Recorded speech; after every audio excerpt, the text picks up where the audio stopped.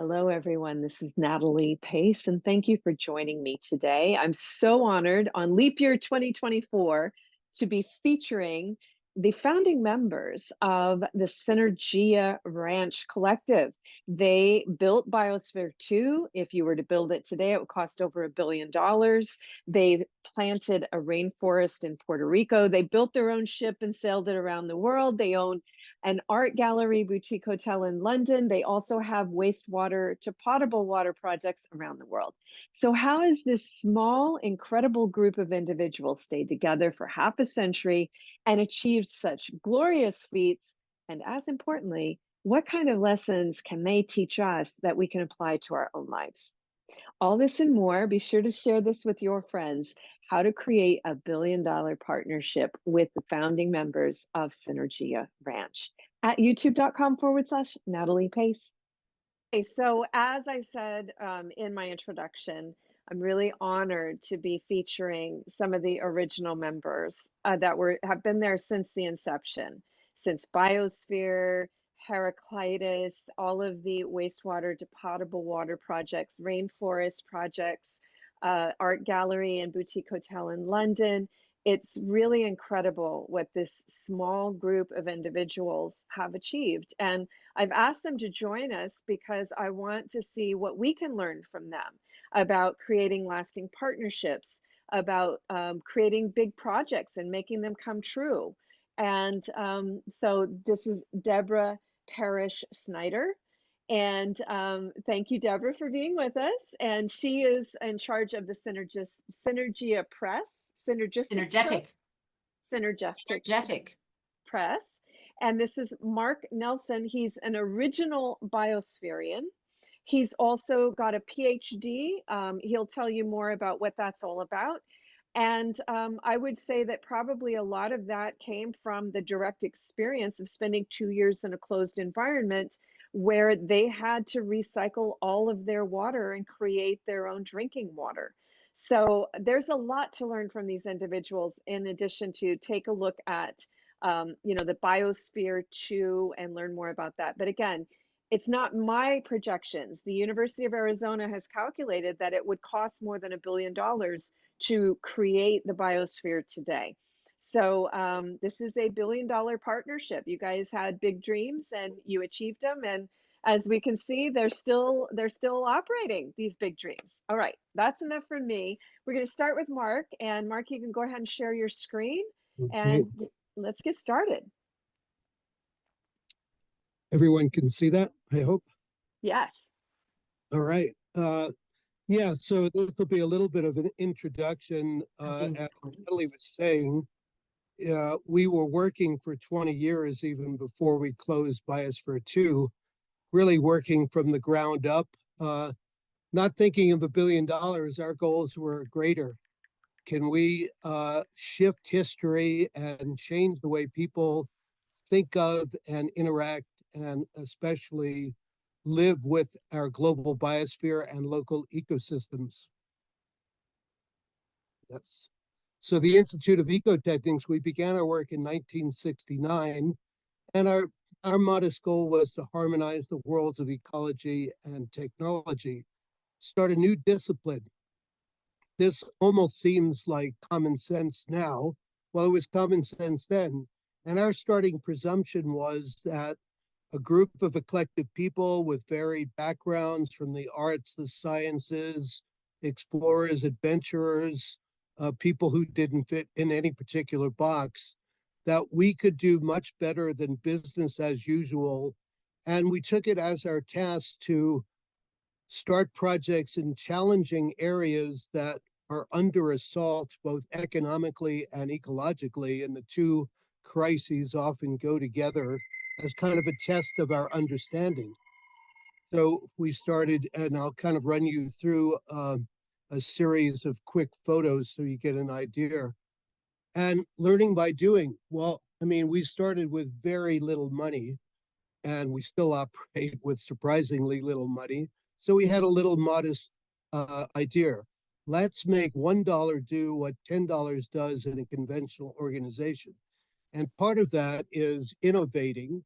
And part of that is, and here's where half the fun is, learning by doing, actually getting stuck in building buildings, building a ship, supervising the building of a mini biosphere. And this was the bleak first test project. This is in Santa Fe, the current home of the Institute and Synergia Ranch Organic. And it looked pretty much like this. And I'm a New York City and New England educated kid. I had never seen anything that looked worse. You knew that ecological crimes had happened here, and they happened in a really short period of time. And we took our simple goal, let's make this desertified ecology into an oasis. So we planted thousands of trees, made hundreds and hundreds of tons of compost, made 30,000 adobe bricks, built a geodesic dome. We became friends with Bucky Fuller in the process. And it's a little bit of a look of what the ranch looks like now. The next challenge, if we're going to really be global and operating on planet Earth, 70% of it is ocean. So let's build ourselves a research ship. Well, if you have a lot of volunteers and little money, doing it with ferrous cement is a really great alternative. And we want, we really believe in synergy, which basically means making systems that run against entropy, that combine the best of many worlds and come up with unpredictable products. So this was also a synergy of modern ferrous cement for the hull and deck of the ship, but we went to Chinese junk sails as the best way of operating a sailing ship. And in the 40 years since the Heraclitus was launched, it's actually gone further than here to the moon and back. It's gone up the Amazon, around the tropic world. It's circumnavigated South America. Currently in a very exciting rebuild for another 40 years in Catalonia. And we are in the midst of another fundraising to get the final money needed to put it back in the water. This is a project that both Deborah and I spent a lot of time out in the mid 70s. We started two projects in the tropical savanna. This is way up in the northwest part of Australia, a huge region called the Kimberley, which had seen ecological devastation similar to that of the southwest of the US. And in our 40 years of operation there, we had training programs. It's a heavily Aboriginal society. And because we offered them working with horses and cattle, we actually got their attention and worked with a lot of schools and really increased their graduation work. And like the ranch, our idea was, let's really, restore the savanna to the beautiful, idyllic place. This is probably where mankind evolved and why we like open spaces with beautiful trees. A look of the jewel of a pasture land that we created. We also wanted to work in the rainforest. Our ship had spent 2 years up in the Peruvian Amazon from 80 to 82, and we saw firsthand both the riches of the rainforest and the merciless assault and deforestation. So we picked a project in Puerto Rico, which, despite its forests, imports almost all of its wood, to demonstrate that secondary forest can be sustainable for forestry. It's now considered fairly useless. So on about 1/3 of a 1,000-acre mountain rainforest land area, we planted 40,000 tropical forest trees, and a spin-off enterprise, Puerto Rican Hardwoods, is now reclaiming timbers and restarting a wood industry in Puerto Rico. We've totally changed the attitude of Puerto Ricans and instilled the pride in their forests. As Natalie was mentioning, we're modern ecologists, and we also don't believe in segregating art and science. So we wanted to have a project in a world city. We picked London as a great eco hub. And right in the middle of Bloomsbury, right down from Russell Square, if you know London, and 10-minute walk to the British Museum, we found a sort of decaying old church orphanage school. Beautiful courtyard that we made into a garden. And we decided to showcase the cutting edge artists, the really creative artists from cultures around the world, and get them out of the box of being just considered ethnic art. So we invented a term, we like to do that. This is the trans-vanguard. And a lot of our artists, you know, we have touring exhibitions. A lot of our artists are in the British Museum and in other very high level institutions. Our conference center and also our Mediterranean biome was just out of Aix-en-Provence.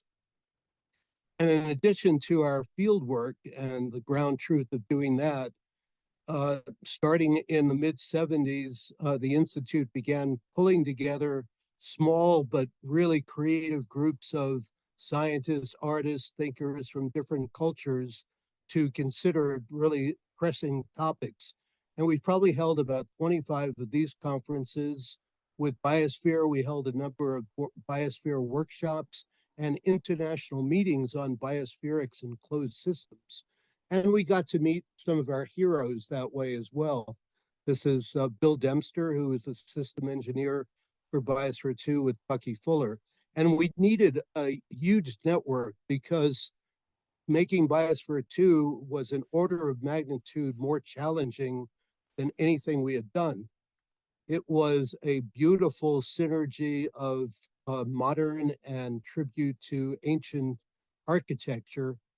And it also required a intelligent integration of the people and technology with the biosphere. So there's a guy named Vernadsky who is a pioneer of thinking about the biosphere and the problems. And he said our next stage is the noosphere, when we use our intelligence to regulate our human activities and harmonize with the global ecology. Biosphere 2 is the perfect ecotechnic laboratory. And here's just a few of the highlights. We could go on forever about its accomplishments and what it achieved. But our agriculture, and I've been an organic farmer, I still am an organic farmer. Our agriculture, half an acre, produced 85% of the food for the first 2-year closure, and then 100% for the second closure. And we did it, but without using any chemicals whatsoever. So even things that are allowed in organic agriculture, we couldn't do because this was planned to be a 100-year experiment. And we wanted to safeguard the health and purity of the soils, the air, and the water in this system. Some of the great hands-on producing this food was really amazing. We ate like kings. And we also developed environmental technologies. We're really concerned about the buildup of trace gases. And we discovered and worked with a German professor at the University of Arizona using soils and plants to clean up air. This was a commercial product that got aborted by the takeover, but that is not just a landscaping plant. Underneath is an air pump. So all of the air of an indoor space, whatever the outgassing is of people, materials, machines, will go through there. And like any good ecological system, the soil can detoxify things. We had a lot of very groundbreaking research. People probably will remember that we had a mysterious decline in oxygen that we're able to solve, but we're able to study people with restricted oxygen, but no change of altitude. We also, and this is myself being examined by our in-house doctor, Roy Walford, who is a world expert in restricted calorie diets. So we were like the best test subjects. So we were a bit hungry, but we actually came out much healthier. People said we couldn't build these mini biomes. The Biosphere 2 coral reef was probably the crown achievement, that the mangrove and the rainforest, but the coral reef was actually used by Columbia University. And actually, people cite this as the first studies showing what global climate change is doing to coral reefs around the planet. The wonderful experience of being a biospherian. Newsflash to your listeners. I hope you realize that you are all biospherians. That's why we chose the term. But we were inside a closed system and we actually had to figure out, how do you become a biospherian? What do you do? How do you support your living world? It was an amazing experience. The re-entry was seen by hundreds of millions of people around the world.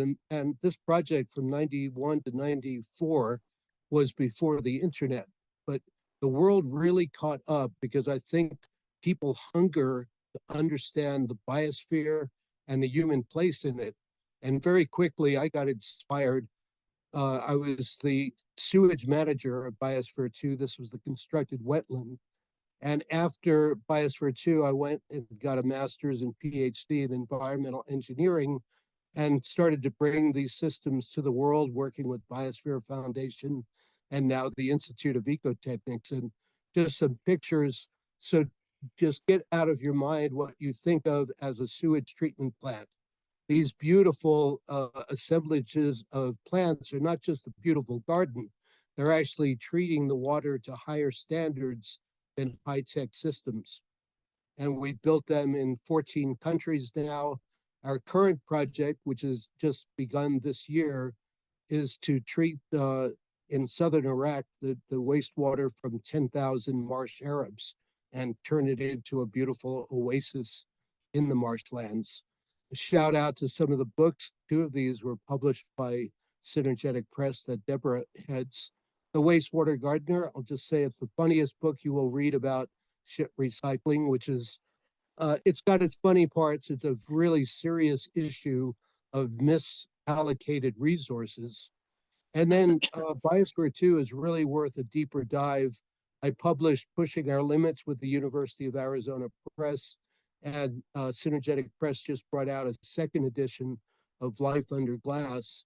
And our operating assumption was we would create wealth, but real wealth, because we would be restoring ecosystems and showing people that there is no conflict between economics and ecology. So the approaches of ecotechnics and biospherics, the true science of how we live with a biosphere, it's how, and I love that now sustainable has become passe. We don't want to just sustain our world because there are a lot of bad features of it. We need to regenerate, and we need to regenerate ourselves and the living world we live in. And with that, I'll turn it over to my dear colleague, Ms. Snyder. Okay, can you stop the screen share real quickly? Sure. Well, thank you for that. You always, I always learn something new whenever I hear you talk about the projects, and we have been at it for quite some time. I met Mark in 1981, I believe, at that conference center in southern France. And it led, I have had since that time a lifetime of adventures, and not no small adventures in Australia. But here now we're living in New Mexico, Santa Fe, New Mexico. And I'm going to share my screen just briefly to show you. Let's see, we want to view this from the current slide. What are we doing now? Because, you know, you get tired after 50 years, and I need to have the young people need to come along. So we've got a young agroecology complex that is building up in the New Mexico community. It's quite exciting to watch. Whole rewilding coalitions, visions of landscape scale restoration projects underway. So the woman on the right is John Allen, our visionary founder of many of the projects, my partner and colleague of Mark's for many years, co-author. That's his daughter, who has a double PhD in biology, and she understands biospherics like nobody else, except for maybe some of these the senior citizens here. So we are really looking forward to building. She's just based herself now in New Mexico after studying in Europe for a decade and doing research there for the next decade. So we're looking forward to some landscape scale restoration here on the 100 acres that we have in New Mexico. Santa Fe, small retreat center. Okay, and then the other big thing that we're doing, whoops, is Mark mentioned the Heraclitus, our ocean biome. So our ocean biome project has been in dry dock for a decade. It was slowed down by the magnitude of the reforming of the hull. We did have to replace almost 90%, if not more, of the hull, which was not expected at the time. 35 years, a ferroconcrete ship, 270,000 miles around the planet. There it is on the left. And now, a decade later, working with Mapei ferroconcrete company, with one of their latest, greatest environmental concrete mixes, has reformed and the entire 84-foot hull of the Heraclitus now, and it is completely ready for being sealed and getting back into the water. So it's a gigantic undertaking, and now we're doing that next final phase of fundraising to raise what is needed to get this back into the water. And if I stop my share, I want to share another screen, Natalie. So I think if I share another, then I have to stop the share and come back to here, share again, the screen that I want, which is this one. So the mission, why go through all of this? Lots of people asked us that question. Why not just buy a new ship? So, the Heraclitus is a very special ship. It can go into remote cultures. It can go up the Amazon. It can go into the island cultures and coastal cultures, and interact in ways that some other kinds of more institutional type ships can do. So it's got a special ability to interface with cultures, and it goes to all these remote places because we want to go there. So we're doing citizen science, and also doing, hopefully, allying with organizations that have got some actual ocean restoration technologies, and that can be applied, so that we're actually not just observing the ocean biome, but also helping to regenerate it in some places. And there's some very interesting ecotech that's coming up in these fields. So we're working on right now finishing the ship, getting it back to the water, and then taking it to and developing the educational programs. We have some organizations now developing marine ecology educational programs.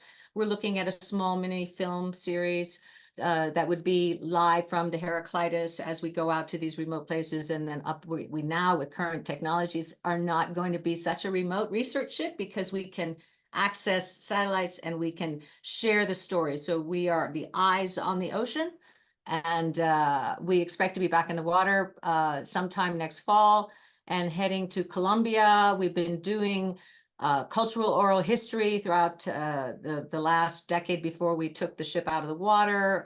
So we'll continue with that documentation work, and there's collaborations with wastewater gardens, other education. The Greenhorns are developing some educational programs with us. So we're looking for allies, and working on a film documentary that is being produced right now to showcase the 50 years, the legends of the Heraclitus, and make it a little bit more known. So I'm going to stop sharing my screen right now. Yeah, this is it. We're going to go we want to go from Mediterranean to Colombia, spend a few years there, a couple years there, maybe go up to the Caribbean, get back to the Amazon, and we're also open for suggestions from people, and we would take adventurers and explorers on board, and students. So that's the ship project. So there's a really exciting future for the ship that's happening right now, and I want to go on there, but that's just not enough to keep us satisfied. No.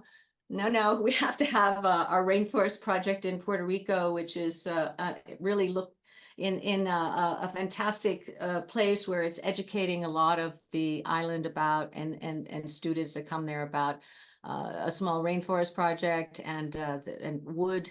Mark, do you want to say a little bit about the educational program that are at Las Casas? I think you mentioned briefly.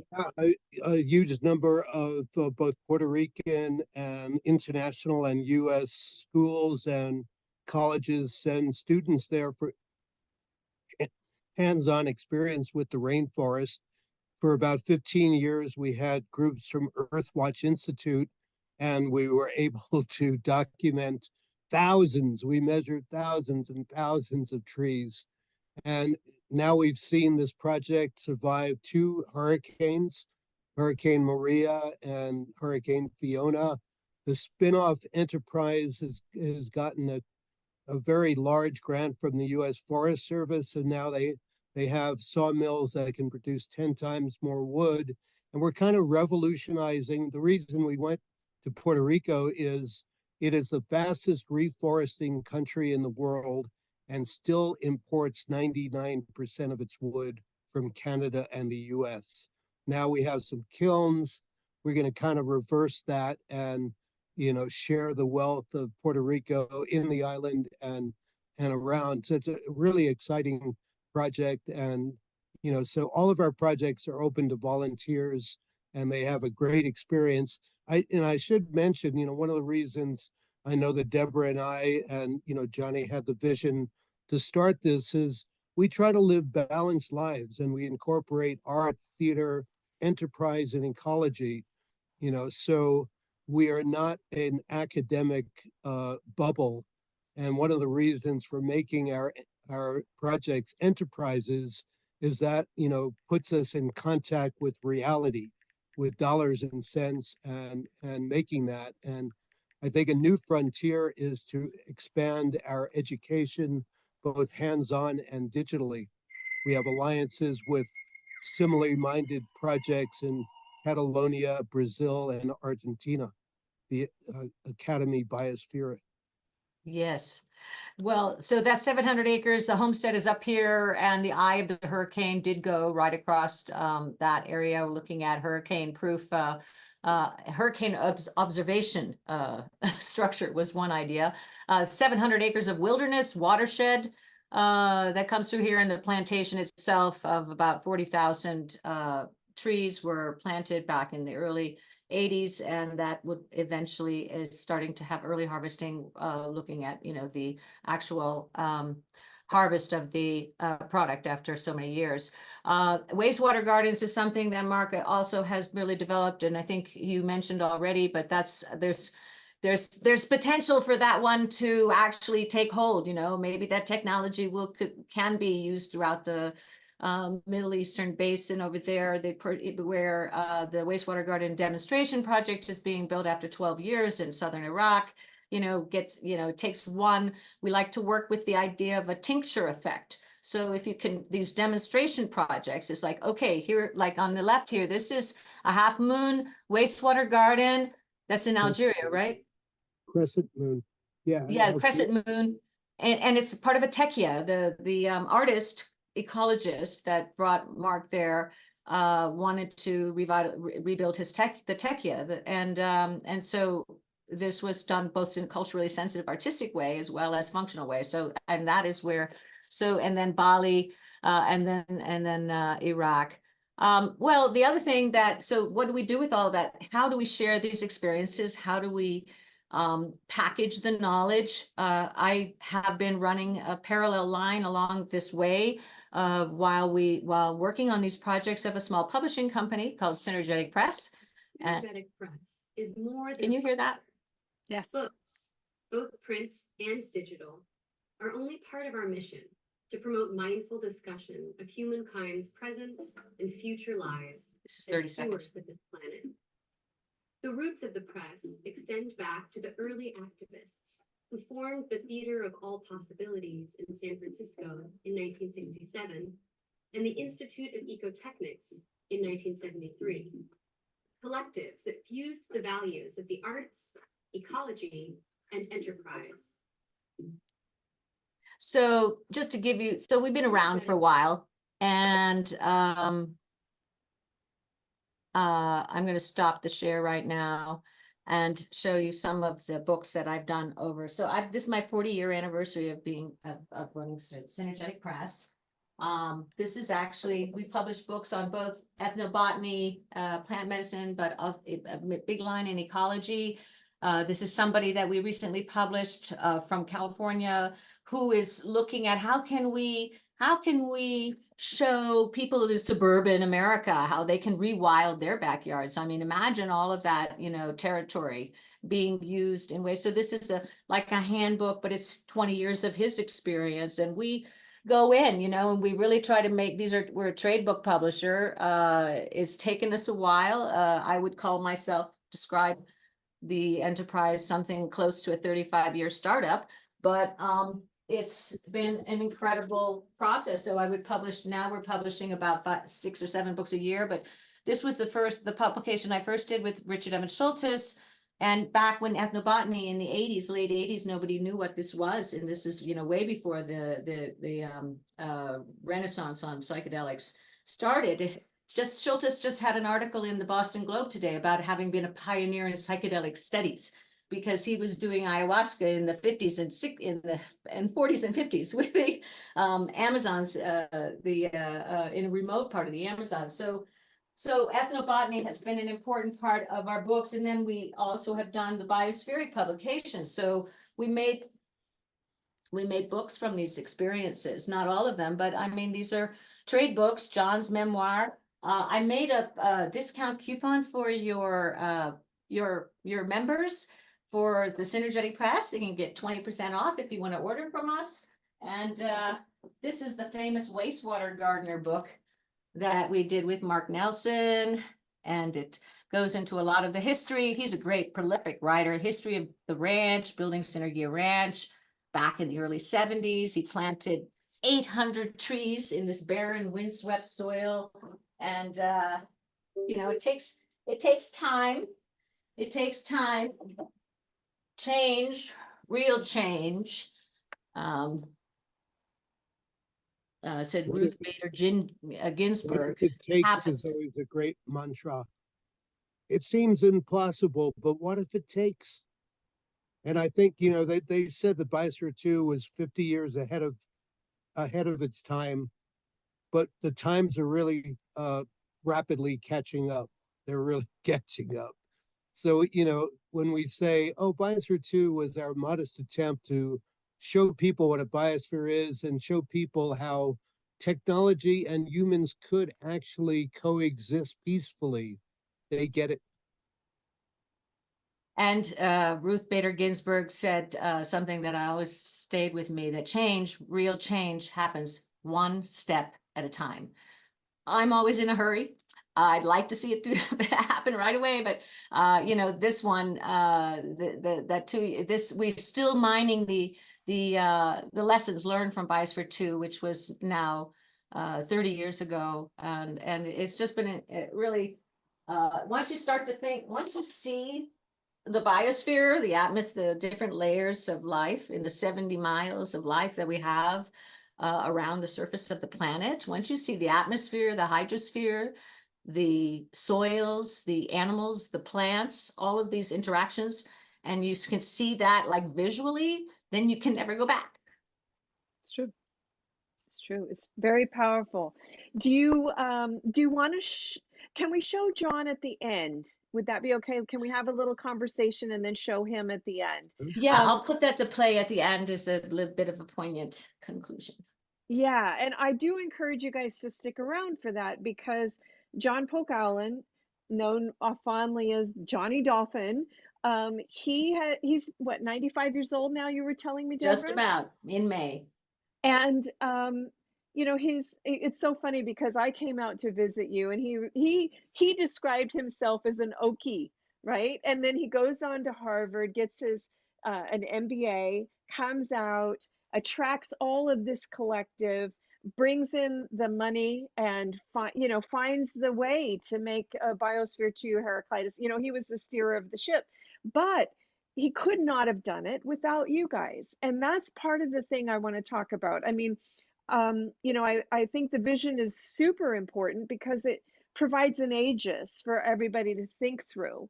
And I know that you guys know that. So what do you think was the magic of John's vision that was so powerful that it inspired you guys to come into the group, to create your own projects, and still here we are half a century later, still doing it?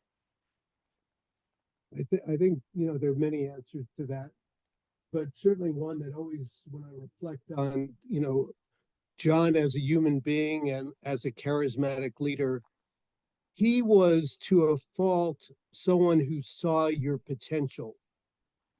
and he, set up conditions that would challenge that and encourage you to exceed what you are currently doing. And, it's what the reason, and, I used to have an exercise every few months. Oh, this is really interesting, but shouldn't I go and do something else? No, it was endlessly interesting. And we always ratcheted up. Johnny was really great about, you don't just level off. And because we chose these challenging projects that nobody had done. There wasn't any book to follow. You were writing the book. And he also had a great attitude about making mistakes.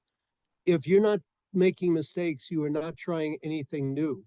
Question is to weed out Mm. people who are making stupid mistakes and the same ones over and over.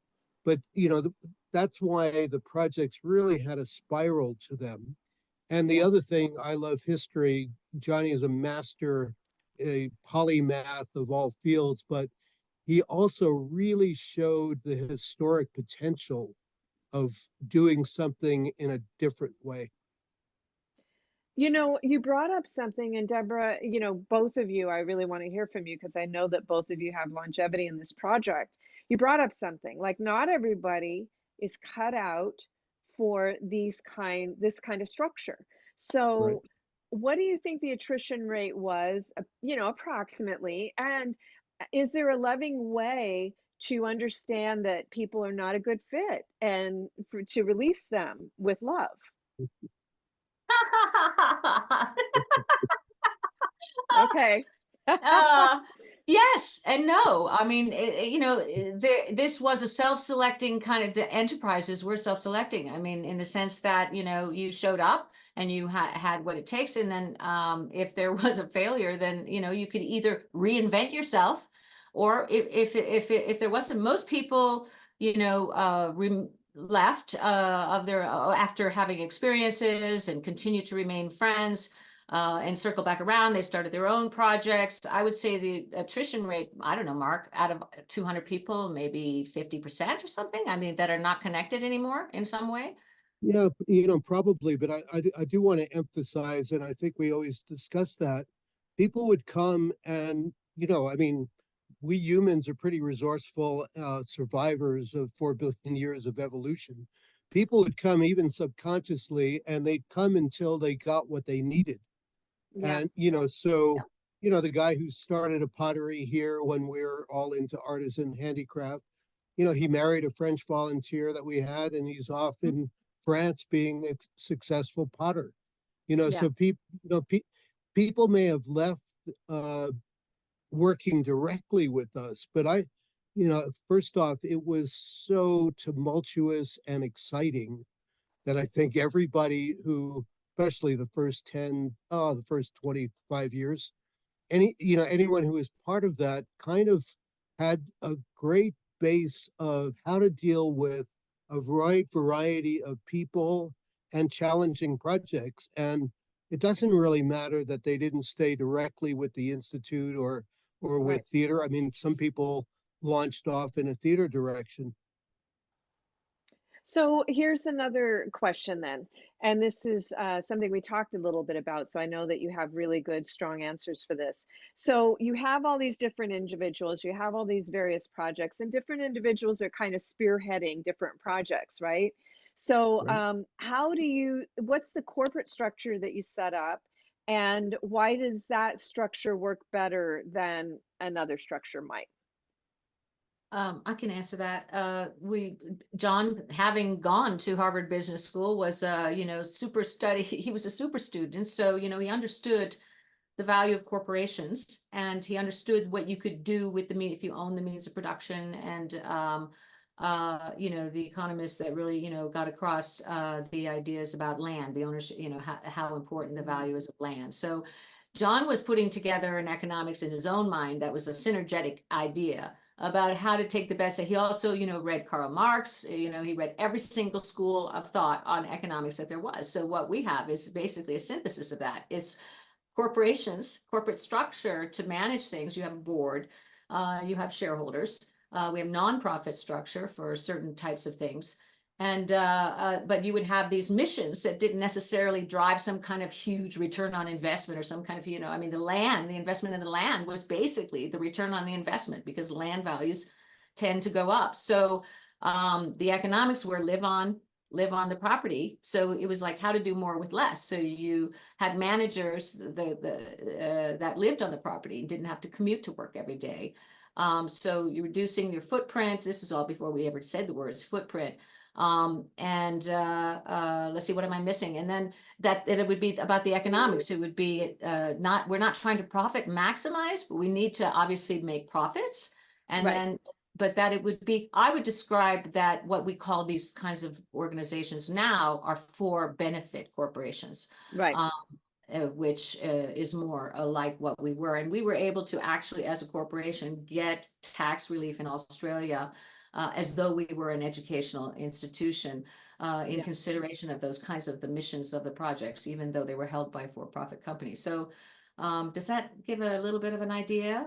Hugely valuable, but go ahead, Mark. Really I just want to throw in that also mixing for-profit and non-profit entities. For example, in Puerto Rico, we have a spin-off enterprise. It's a straight up, wood industry, but they're doing a lot of education along the way.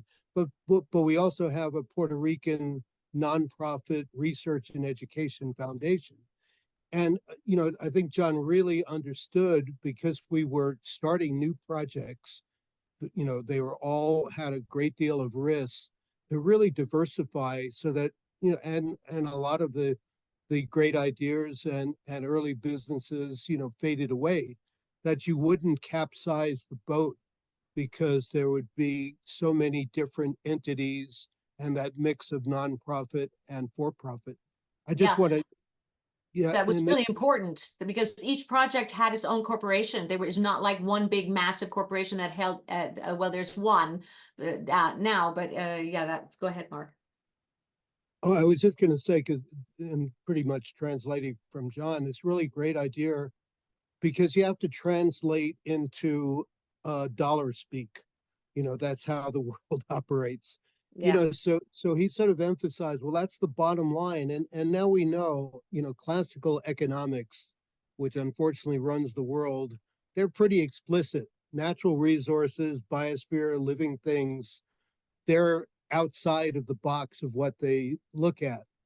So yeah, we need viability, because we want these enterprises to succeed. The more they succeed, the more they impact the society around them. That's the bottom line. So as Deborah was saying, if you're going for profit maximization, you're going like a scorched earth. And so John always emphasized ecotechnic projects are also looking at the top line increase. And the top line is the health of the ecosystem, its beauty, its biomass, its diversity. So if you couple that, you're actually running the world down if you only look at a bottom line. That you've got to be working at both levels. And they now call it the triple P, people, planet, profit. But I wanted to also just kind of underscore something that you've said. And by the way, folks, this is something that a lot of very successful people do. So you might think of like Warren Buffett and Berkshire Hathaway. Well, he had NetJets. That didn't work out. That actually went belly up. We just saw that Virgin Galactic went belly up recently. That's another Richard Branson project. But when they're talking about having these various corporate structures within an overriding corporation, you can have brands that have trouble, and it doesn't sink the whole corporation. So I just wanted to underscore that that's actually very, done by a lot of very successful business corporations. Okay, so longevity. And can I just add one thing about that John did, which was the value of putting the value of nature in the projects. And Tony Juniper writes about this later. He saw Biosphere 2 as where the penny dropped for him. The first time somebody had gone and tried to figure out what's the value of a wave, to put some kind of a functional value, as well as, so I just want to say that is part of that valuation process. And for those of you that don't know Tony Juniper, his latest book is co-authored with the King of England. So what's really amazing about you guys is that you have this enterprise that's driven by human capital, normal people doing extraordinary things, and yet you're attracting in these people that are amazed by what you've achieved. You've got to rub elbows with Bucky Fuller. You got to you're publishing Tony Juniper. Eden Project was inspired by Biosphere too, and that's right Yeah. next to one of the Royal Manor houses that we actually go to on our brain trust adventures. But so you guys, let's talk a little bit about the capital behind this, because a lot of people say, oh, I would do this if I had enough money. Now I know that a lot of what you do was just get in there and do it. But there was always a little piece of money involved. Even Synergia Ranch required buying the ranch. Biosphere certainly required a lot more than that. So how do we talk about the capital raise and what John, whether it was just John that was able to achieve this, or what you guys have learned from John and now applied to your enterprise? Let's see. I'll make a stab at that. Well, certainly every enterprise needs some seed capital, but we very much, wanted the managers to have economic incentives. So I think even before we knew the term sweat equity, the idea was, yeah, and we had different people who were able to do a seed capital and maybe buy a pastoral lease or a freehold conditional purchase in Australia. But then, a group of, and we call ourselves synergists because we're trying to live that balanced life, would go out, and if the enterprise did well, then they did well. And as Deborah had mentioned, we set up things to where people had a really good way of life and they weren't commuting. They were living on site and usually building, or, we started off in tents and then hay bales in Australia until we built some proper housing. So that integration of some seed capital with a group of people who are determined to make this thing work, and they get rewarded by its success, I think is kind of the basic strategy. Great. Joint ventures were big words we used back in those days. Well, let's go make a joint venture with that guy over there, and a venture capital. A lot of that moving around in those days. We talk about impact investment. This new way that we're raising funds and trying to sell, and now we have things called pitch decks, and it's just there's new tools to raise funding.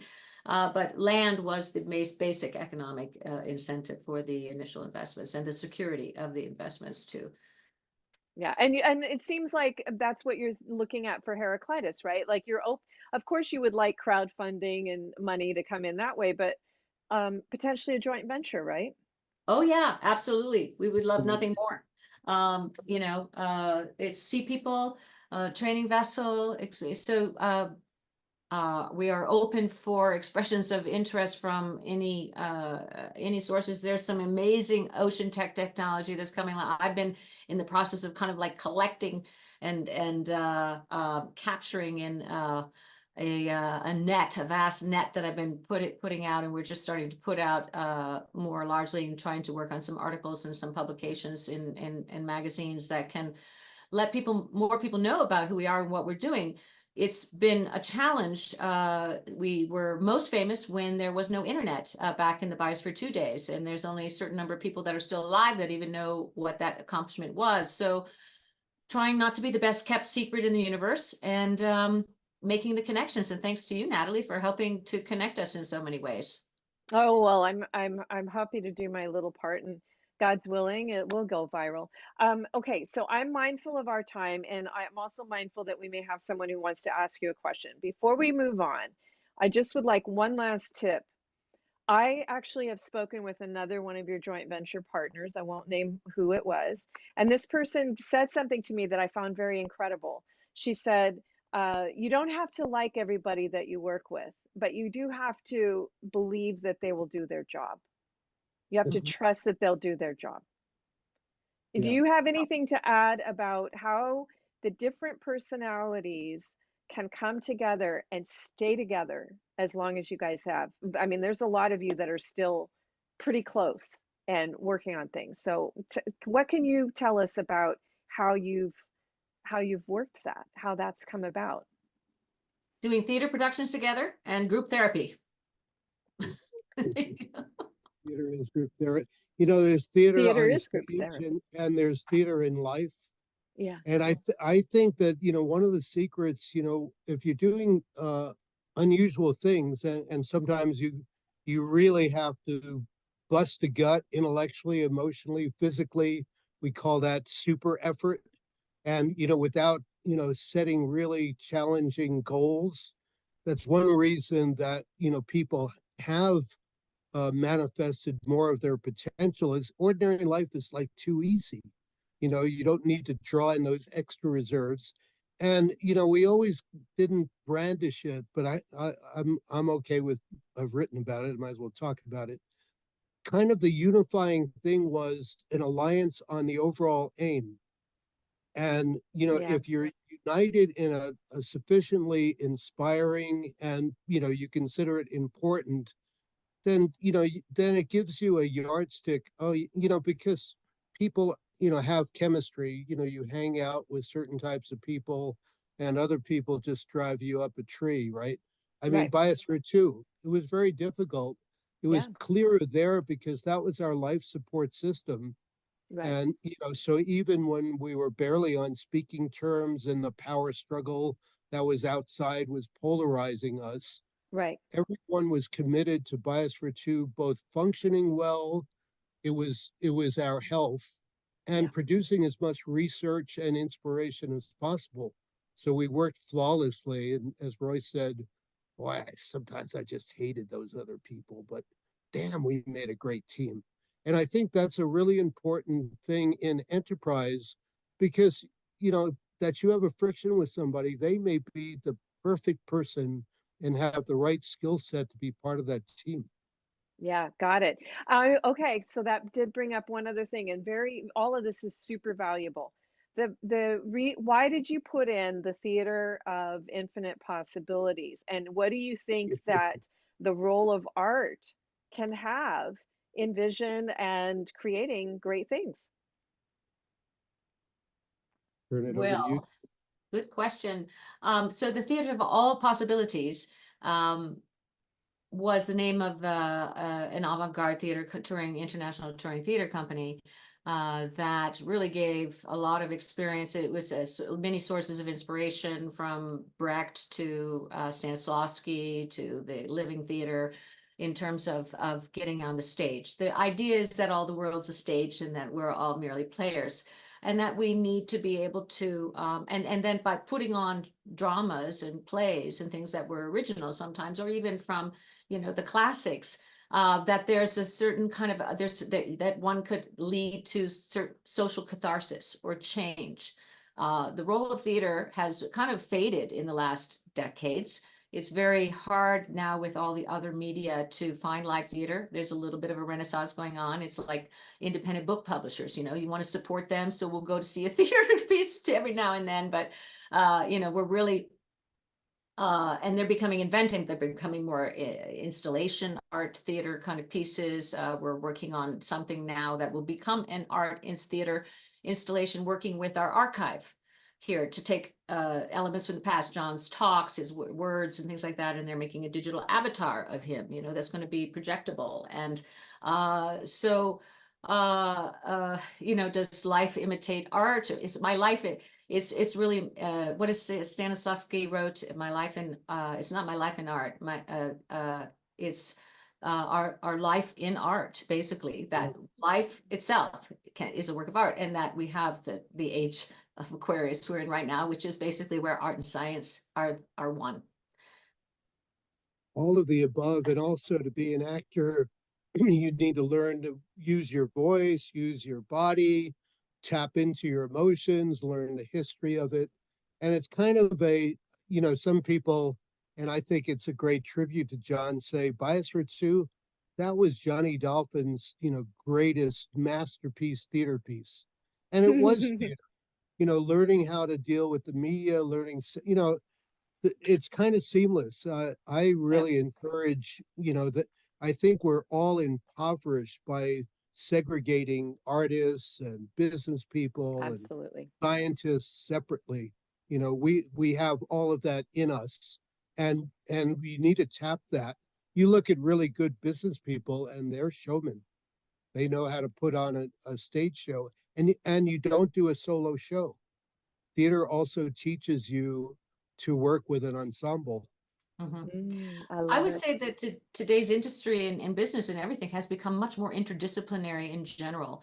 There was no interdisciplinary stuff going on in 1984 when we started this project. I mean, it was language barriers between, engineers and ecologists, and it's taken decades for that to develop. So the interdisciplinary nature is key. I think in our case, theater was, and it is, we still continue as artists in different ways. It's key, I think, to a balanced life. And what drew me in from John, my first meeting with John was that he was giving talks at this conference, and he was talking about ideas about that one could actually observe themselves and work on themselves and become real. Yeah. And all I knew was that the world that I was in, which was from Illinois, suburbia, there was something that was lacking. So I just went out looking. And then when I ran into this group of individuals united in the hope of the impossible, it was gold. I love it. Okay, I'm gonna push pause so that if anybody would like to ask a question, they can. I know that. Okay, so I'm gonna give Mark the floor so that he can share whatever it is that he's interested in sharing to conclude. All right. To people unknown, but I guess if you're connected with Natalie, you got something on the ball. I would just say or repeat something that we learned in Biosphere 2. There are no small actions. Everything that we do, has an impact. You know, what I loved about a small system is it's like a boomerang. Things come back really quickly. And, take some chances, try something new. And I think you will never lose if you think about the big picture while paying attention to details. And the big picture is you are a biospherian. You are part of the problem and you are part of the solution if there is one. I think that's very powerful. Okay, Deborah, it's gonna be all about you now. For me, it was getting that first image of what a biosphere was. When I started to do the biosphere catalog, I looked at all of those different levels, those layers of life and what's involved. And understanding how the atmosphere, what's the relationship with the soil and the atmosphere, what's the relationship between water and soil, water and atmosphere, and just starting to understand that there is an interrelationship, that everything, that this is a self-sustaining co-evolutionary life support system that we have here in the biosphere of Earth. It's our one home, and there is no away. So we have to learn how to put a value on nature and put that on our corporate balance sheets, and to take care of all of our waste products and use them and turn them into materials and resource. So that innovation and to find a value that recognizes that we should not be just monetizing the planet. We need to put a value for nature, and nature has rights. And there's a lot of efforts in this way, but it is very difficult against the world market that is fueling our system of life on this planet. But we can be the change, and if not us, then who? Thank you to Mark Nelson. Thank you to Deborah Parrish Snyder. Thank you to the entire Synergia Ranch and all of their various enterprises, Chile and London. You guys are a huge inspiration for all of us, and I want to thank you for sharing your wisdom, your experience, so that all of us There's no limit. I mean, it's not just these people, extraordinary individuals who have a patent on doing great things and having a strong vision attached to it and doing a lot with almost nothing. Anybody can do this. It just requires courage, bravery, vision, educating yourself on what's really going on. You know, I mean, I can think of a couple of examples. You know, we flush our toilet for our waste, but Mark has actually lived in a system where his waste had to be returned into drinking water, and he did it with plants. And that, by the way, is more. It's less expensive, it's more beautiful, it's more ecological, and a lot of places, not just, you know, in remote places. I mean, certainly if you have, you know, your own off-grid property, you should be looking at this. But even as one of Deborah's more recent books, Regenerative Landscaping, it doesn't mean that you have to recycle your own toilets. But learning about these possibilities is going to change everything. Instead of you being this thing that is rapacious towards our home planet, your little spot can be the thing that inspires your neighbors to have that native regenerative approach. And then as a collective unit, we can solve the bigger problems, right? So I just encourage you to be very inspired by them. You can actually visit Synergia Ranch. You can obviously go and buy the books, buy, you know, John Polk Allen's, his own biography, his autobiography. Learn, you know, and learn from Mark's experiences that he's documented in Life Under Glass and also The Wastewater Gardener. So you're getting 20% off. And also, this is a great education. Honestly, I'm going to tell you a secret. When I went first to go visit this group, I was so stunned by what they had achieved and that I didn't even know about it. Why didn't I know about it? And why is it that people refer to this group as a cult instead of honoring their achievements, right? Not everybody does, by the way. The King of England certainly doesn't. Tony Juniper certainly doesn't. Bucky, you know, Buckminster Fuller didn't. You know, so there's certainly a lot of people who truly honor what they do. But why is it that the mainstream group think, you know, if you put in John Polk Allen, you might get that in there? And I was stunned, and I really had to dig beneath the surface to see what was going on and to kick the dirt on what these projects are doing. And they're extraordinary. And there's so much that we can learn from you guys. So I want to thank you again for sharing your wisdom with us. I encourage everybody to go and Google Synergia Ranch. I'm going to be on youtube.com/Natalie Pace, including a great deal of links, including a link where you can get that 20% off on the books that Deborah is offering through Synergetic Press. And get involved with this group because they, you know, Johnny is still alive. He's 95. I'm not saying if you go visit Synergia Ranch that you get to meet him, but I'm just saying there's You did. still, I did, and it was extraordinary. Yeah. So, you know, go and visit them. Go set up a retreat for your friends. Have a family reunion there. How much can you learn from Mark and Deborah, and maybe even just shaking John's hand? You know, how much can you learn, and what kind of a great family reunion or a group reunion or offsite for your businesses? You know, this could be really great. So I want to thank you guys again. I encourage everybody to dig deeper on Synergia Ranch and again, to look at some of those links that we'll be providing for you.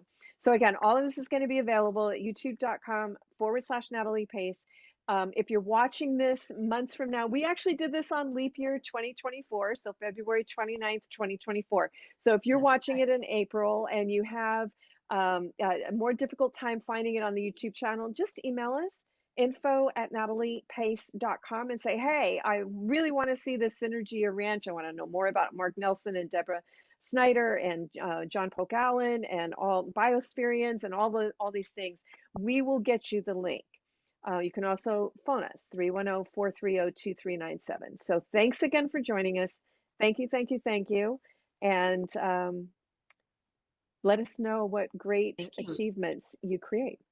It was a pleasure to be here. Thank you for asking us. Yeah, absolutely.